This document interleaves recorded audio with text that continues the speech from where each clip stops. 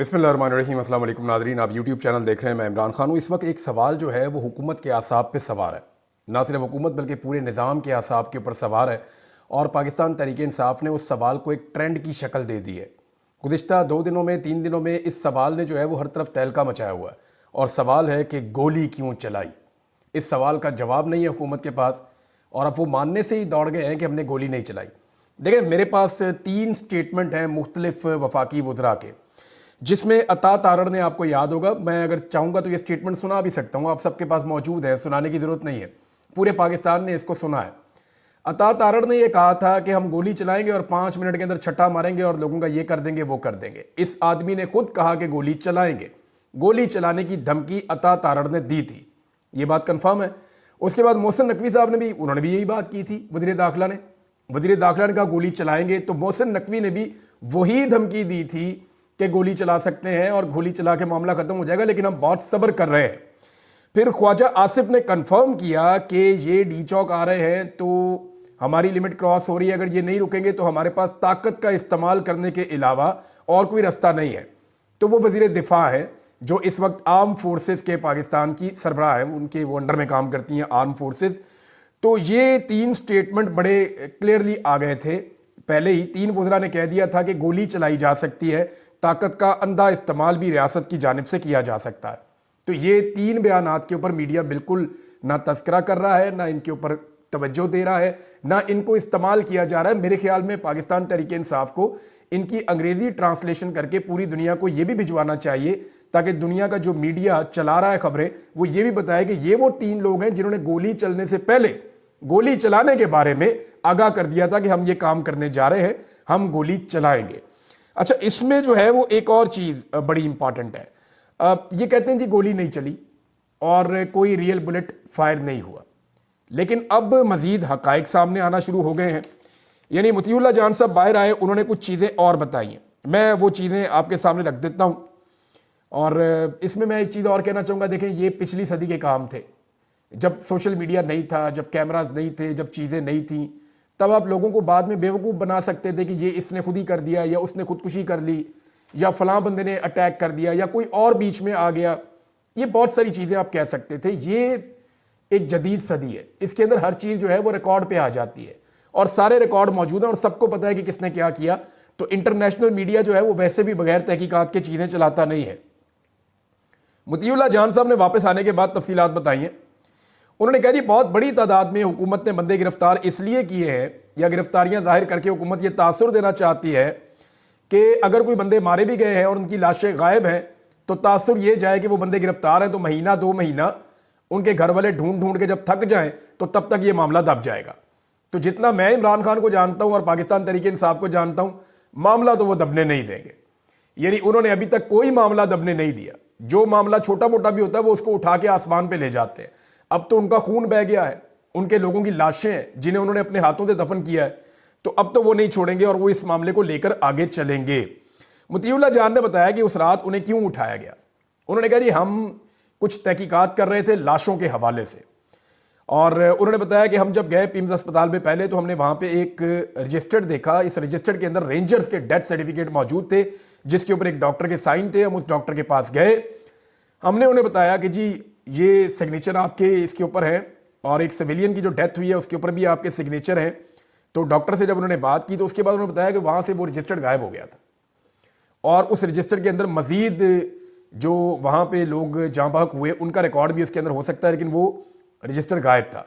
फिर उन्होंने ये भी बताया कि पिम्स अस्पताल के अंदर वज़ीर आज़म के जो कोऑर्डिनेटर बड़ाए सेहत हैं, वो पिम्स अस्पताल के सरबराह के कमरे को अंदर से कुंडी लगा के मीटिंग कर रहे थे। कहते हमने कई दफ़ा मिलने के लिए पैगाम भिजवाया, फिर हमने जो तर्जुमान है अनीसा, डॉक्टर अनीसा, उनसे रब्ता किया तो उन्होंने भी कोई आदाद शुमार नहीं दिए। उन्होंने कहा जी हम बाद में देंगे, लेकिन अब तक अस्पताल इंतज़ामिया बेचारी वो मजबूर है।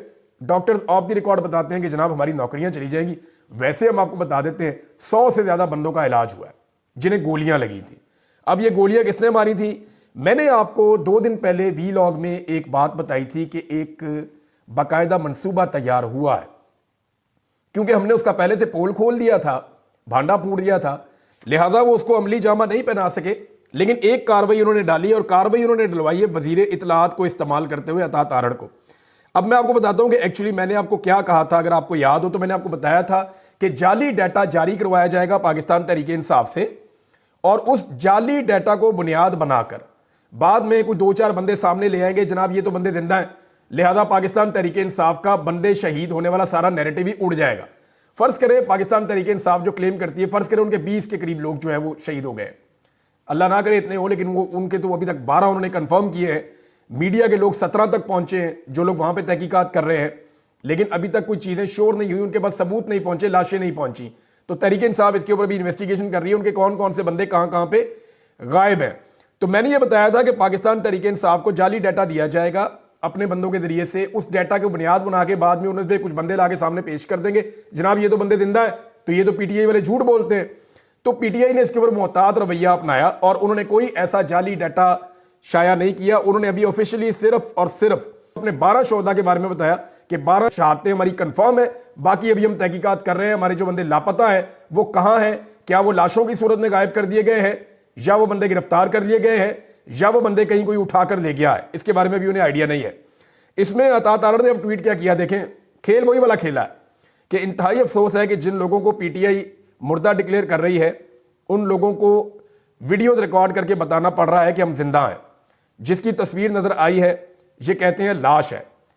अब ये नौबत आ चुकी है, यानी ये अब देखें ना, आप अंदाजा करें, एक बंदा जो पाकिस्तान तहरीके इंसाफ ने कहा हो कि शहीद हो गया, किसी एक का इंटरव्यू आ जाए, किसी एक की वीडियो आ जाए, मैं चैलेंज करता हूं अता तारड़ को कि वो ले आए एक बंदा इन 12 में से जो जिंदा हो।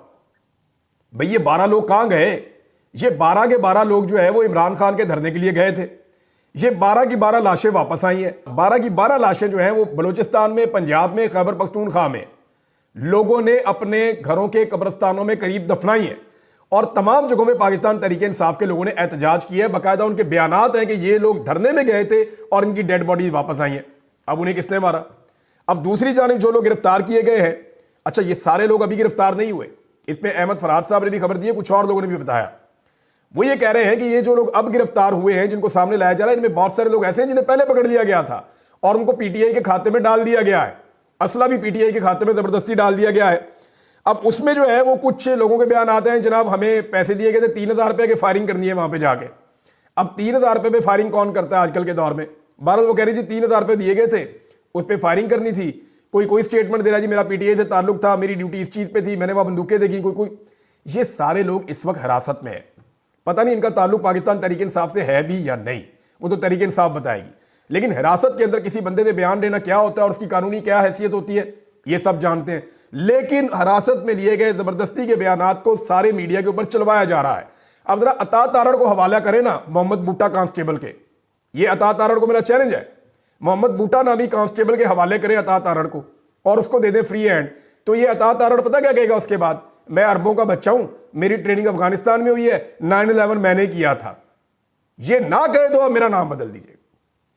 ओ भाई गिरफ्तारी के अंदर मुझे अच्छी तरह याद है, मैंने एक दिन इंटरव्यू किया था कैंप जेल के गुलजार भट्ट साहब थे शायद उस वक्त वहां पे सुपरिटेंडेंट। उन्होंने कहा जी आप नाम लें मेरी जेल में कैद किसी भी कैदी का और मुझे स्टेटमेंट बताएं उससे लेना क्या है, मैं आपको उससे स्टेटमेंट लेके दिखा दूंगा 2 दिन के अंदर अंदर। ये मुझे गुलजार भट्ट साहब ने कहा था। तो ये कोई मुश्किल काम नहीं है, सारी दुनिया जानती है, सारी दुनिया जानती है कि ये कैसे बनाया जाता है लोगों को। किसी को लालच दिया जाता है कि तुझे रिहा कर देंगे, किसी को कहा जाता है कि तेरे 20 साल अंदर गुजर जाएंगे, तेरा पता ही नहीं चलेगा, किसी को कहा जाता है कि तेरा इनकाउंटर कर देंगे, किसी को वैसे टॉर्चर किया जाता है, किसी को कोई लालच दे दिया जाता है। तो ये स्टेटमेंट की कोई कानूनी हैसियत नहीं है और इसकी बुनियाद के ऊपर आप कोई कानूनी मामला नहीं कर सकते। इसकी वजह यह है कि सारी दुनिया ने देखा है। अब पाकिस्तान तहरीके इंसाफ को जो है वो थोड़ा पीछे चल रही है, उसे 2-3 चीजें करनी पड़ेंगी। एक तो देखें पूरी दुनिया के अंदर जो ओवरसीज पाकिस्तानी है वो फिर लीड ले गए। शिकागो के अंदर बहुत बड़ा एहतजाज हुआ, पेरिस में बहुत बड़ा एहतजाज हुआ है 10 डाउनिंग स्ट्रीट के बाद जो है, और ये सब पाकिस्तानी आज़ाद कश्मीर के अंदर भी और पाकिस्तान के मुख्तलिफ इलाकों में भी जगह जगह शोहदा सानिया डी चौक के लिए दुआया तकरीबात करवा रहे हैं, गायबाना नमाज जनाजा अदा की जा रही हैं। तो ये तो पाकिस्तानी अपनी ड्यूटी कर रहे हैं और ओवरसीज पाकिस्तानियों ने इसके अंदर दोबारा से लीड ली है। पूरी मगरबी दुनिया के अंदर ओवरसीज पाकिस्तानी दुआया तकरीबात भी कर रहे हैं, वहां पे जाके एहतजाज भी कर रहे हैं और वहां पे जाके दुनिया को भी बता रहे हैं कि हमारे साथ क्या हुआ। बड़ी बड़ी स्क्रीन्स के ऊपर डॉक्यूमेंट्रीज लगाकर दिखाई जा रही हैं, जबकि डॉक्यूमेंट्रीज के ऊपर काम भी हो रहा है। अब पाकिस्तान तहरीक इंसाफ की जिम्मेदारी ये है कि अली अमीन गंडापुर साहब ने कहा जी मेरे ऊपर भी अटैक हुआ है कातलाना, और ये छोटी बात नहीं है। अली अमीन गंडापुर आम आदमी नहीं है, वो एक सूबे के वजीर आला है। अगर उनके ऊपर कातलाना हमला हुआ है तो ये छोटी बात नहीं है, इस बात को उठाया जाना चाहिए, इसके ऊपर मुकदमा दर्ज होना चाहिए, इसके ऊपर कानूनी कार्रवाई का आगाज होना चाहिए। अली अमीन गंडापुर साहब को अपनी गाड़ियां, अपने सारे शवाहिद ले जाकर इस्लामाबाद के अंदर बाकायदा कानूनी कार्रवाई का आगाज करवाना चाहिए और उन्हें कानूनी रास्ता अपनाना चाहिए। जबकि पाकिस्तान तहरीक इंसाफ को अभी तक ये बहुत सुस्ती से काम ले रहे हैं। इनको अंग्रेजी में प्रेस कॉन्फ्रेंस करनी चाहिए, इंटरनेशनल मीडिया को बुलाकर अंग्रेजी के अंदर एक भरपूर प्रेस कॉन्फ्रेंस करनी चाहिए, सारे फैक्ट्स दुनिया के सामने रखने चाहिए, पूरी दुनिया को लेटर लिखने चाहिए। उसके अलावा पाकिस्तान के चीफ जस्टिस को लेटर लिखना चाहिए, पाकिस्तान के तमाम अदालतों से रुजू करना चाहिए, वकला की टीमें बना के इस केस को लड़ना चाहिए, इसके ऊपर जुडिशल इंक्वायरी के लिए कहा जाना चाहिए, सेनेट में और कौमी असम्बली में करारदादें जमा करवानी चाहिए, चाहे पास हो या ना हो, लेकिन हर चीज के ऊपर पाकिस्तान तहरीक इंसाफ को फ्रंट फुट पे आकर करना होगा, क्योंकि ये एक इंतहाई गैर जिम्मेदारी वाला काम हुआ है। शहरियों के ऊपर स्ट्रेट गोलियां चली हैं और बाकायदा बताकर चली हैं। यानी मोहम्मद मालिक साहब का अभी भी मैं क्लिप देख रहा था कि उन्होंने एक दिन पहले ही बता दिया था कि वहां गोली चलाने का ऑर्डर है फौज के पास और रेंजर्स के पास, और यह बड़ी खराब सूरत हाल है जब यह ऑर्डर दिया जाता है। और यह ऑर्डर दे दिया गया है कि जो भी लोग वहां पे आएंगे तो जरूरत के मुताबिक उनके ऊपर गोली चलाई जा सकती है, यानी शूट टू किल वहां पे हो सकता है कि गोली चलाई जाए आने वाले मुजाहिरीन के ऊपर। ये मोहम्मद मालिक साहब ने कहा, दीगर बहुत सारे और सहाफियों ने कहा, यह पाकिस्तान के नेशनल मीडिया के ऊपर चलता रहा। तो यह गवाही है कि पहले गोली चलाने का ऑर्डर भी दिया गया, दूसरा वुज़रा ने कहा कि हम गोलियां चलाएंगे और उसके बाद गोलियां चली भी। अब ये इल्जामात आप चंद लोगों को जो आपके पास गिरफ्तार हैं उनके जरिए से आप लेंगे, कोई मानेगा नहीं, कोई इस बात को मानेगा नहीं। और पाकिस्तान तहरीक इंसाफ को जो डैमेज देने की कोशिश की गई कि इसकी वजह से जो गोली चली है, लोगों को गोलियां लगी है, ये जमात हमेशा के लिए डर जाएगी, तो ये वो मम्मी डैडी जमात तो रही नहीं जो पहले होती थी। ये तो आपने इसको इतना पीसा, इतना मारा, वो कुंदन बन गई है। उनके नजदीक अब खौफ आता भी नहीं है। हाँ, गोलियां चलाएंगे तो लोग जगह तो खाली कर देंगे, वहां से चले जाएंगे, सबको अपनी जान प्यारी होती है, लेकिन वो वापस आएंगे। अब पाकिस्तान तहरीक इंसाफ में जिन लोगों को गोलियां लगी हुई हैं वो कहते हैं जी हमें फिर बुला लें, हम फिर चले जाएंगे अली अमीन गंडापुर के साथ, हमें इमरान खान बुलाएंगे, हम फिर आ जाएंगे। लोगों के इंटरव्यूज ऑन रिकॉर्ड हैं, लेकिन इमरान खान साहब से लोग दूर नहीं हुए। यानी कोशिश ये थी कि इस वाकये के बाद इमरान खान साहब से लोगों का रब्त, उनका राब्ता, उनका ताल्लुक टूट जाए। हुआ यह है कि वो ताल्लुक मजीद गहरा हो गया, लोग और ज्यादा इमरान खान के साथ जुड़ गए हैं। अब आहिस्ता आहिस्ता उलमा इकराम ने भी इस जुल्म के खिलाफ आवाज उठाना शुरू कर दी है। हालांकि पाकिस्तान के जो बड़े उलमा इकराम है, इस्लामी नजरियाती कौंसिल हो गई, ताहिर अशरफी साहब ने नहीं बताया अभी तक कि नमाज पढ़ने वाले आदमी को कंटेनर से नीचे फेंकने का ये शरीयत इजाज़त देती है या नहीं देती, उन्होंने नहीं बताया। और बहुत सारे उलमा हैं जो बहुत सारी चीज़ों पर बोलते हैं, वो बात ही नहीं कर रहे इसके ऊपर। इस्लामी नजरियाती कौंसिल भी इस पर बात नहीं कर रही। मुफ्ती तकी उस्मानी साहब के बारे में लोग पूछ रहे हैं कि जनाब आपको नजर आ गए वहाँ पे जो गवर्नर सिंध है कि वो रातों को हजरत उमर फारूक रज़ियल्लाहु तआला अन्हु की सुन्नत अदा कर रहे हैं, उनको फॉलो कर रहे हैं, तो ये आपको नजर नहीं आया जो दिन दिहाड़े यहाँ पे कत्लेआम हुआ? इसके ऊपर तो आपने बिल्कुल नहीं बोला, बात ही नहीं की। तो जो जुल्म के खिलाफ ना बोले वो आलम दिन अपना एहतसाब खुद करे। बहरहाल कुछ उलमा इकराम ने अब जोरदार तरीके से आवाज़ उठाना शुरू की है। अल्लामा जवार बहादुर साहब ने आवाज़ उठाई है, अल्लामा ज़ुबैर अहमद ज़हीर साहब ने आवाज़ उठाई है, और दीगर कुछ उलमा अब आहिस्ता आहिस्ता इस मामले पे बोल रहे हैं और इस जुल्म के खिलाफ आवाज़ उठा रहे हैं। क्योंकि देखिए, वो मसाजिद के अंदर लोग जाते हैं, लोगों का इस पर रिएक्शन भी है, और लोग जो है वो इस रिएक्शन के अंदर मुख्तलिफ चीज़ें कर रहे हैं। यानी एक बाइकआउट मुहिम भी चल रही है कि फलां फलां फलां फलां प्रोडक्ट का पाकिस्तान में बाइकआउट कर दिया जाए, पाकिस्तानी इन प्रोडक्ट्स को ना खरीदें क्योंकि ये प्रोडक्ट जो है वो एस्टेब्लिशमेंट के इदारे चलाते हैं। बहरहाल ये इस किस्म की चीज़ें भी चल रही हैं। अब पाकिस्तान में सबसे बड़ा मैंने आपको बताया कि जो प्रॉब्लम है वो ओवरसीज पाकिस्तानी और सोशल मीडिया होता है। लिहाजा BBC की खबर भी आई हुई है हर तरफ के पाकिस्तान में दोबारा से हम खुद अपलोडिंग करने की कोशिश करते हैं तो चीज़ें कितने कितने घंटे अपलोड ही नहीं होती। मेरा अपना जो YouTube चैनल है जहाँ पे ये वीडियो चल रही है, वो बाद वक़्त ऐसा होता है कि वो बहुत सारे लोग शिकायत करते हैं कि वो देख ही नहीं पाते। वो कहते हैं हम VPN लगाते हैं फिर जाके हमें दिखाई देता है, और अब VPN के ऊपर भी बहुत सारी चीज़ें काम नहीं कर रही। तो पाकिस्तान में एक सेंसर लगा हुआ है, पाकिस्तान में एक आज़ादी इजहार राय के ऊपर पूरी पाबंदी लगी हुई है। अब इसमें जो है वो अभी एक खबर है कि पाकिस्तान में टिकटॉक, इंस्टाग्राम और व्हाट्सएप तक रसाई मुतासर हो गई। अब तो VPN तब्दील करके भी कुछ नहीं हो पा रहा है, कभी इंटरनेट स्लो कर देते हैं, कभी चीज़ें बंद कर देते हैं। अब ये सुनने में आ रहा है कि हुकूमत टिकटॉक की दुश्मन हो गई है क्योंकि टिकटॉक का कोई हल है नहीं, उसको भी बंद करना चाहते हैं। देखिए, इस वक्त जो ट्विटर है या जिसको आप एक्स कहते हैं, ये अमेरिका की हुकूमत में है। अभी 1-1.5 महीने के बाद ये अमेरिका की हुकूमत में आ जाएगा, फिर ये कभी भी ट्विटर को बंद नहीं रख सकेंगे, क्योंकि ये गुलाम लोग हैं, गुलाम ज़हनियत है इनकी। ये अपने मुंह से कहते हैं कि हम फ़कीर हैं, अपने मुंह से कहते हैं कि बैगर्स आर नॉट चूजर्स, तो ये चूज नहीं कर सकेंगे। अभी उनकी 50 दिन के बाद हुकूमत आ जाएगी, इनको ट्विटर पाकिस्तान में खोलना पड़ेगा। ये खोलेंगे ट्विटर, ये खुद खोलेंगे और ये कहेंगे हमने तो बंद ही नहीं किया था, वो तो टेक्निकल रीजन से ऐसी बातें करेंगे कल को।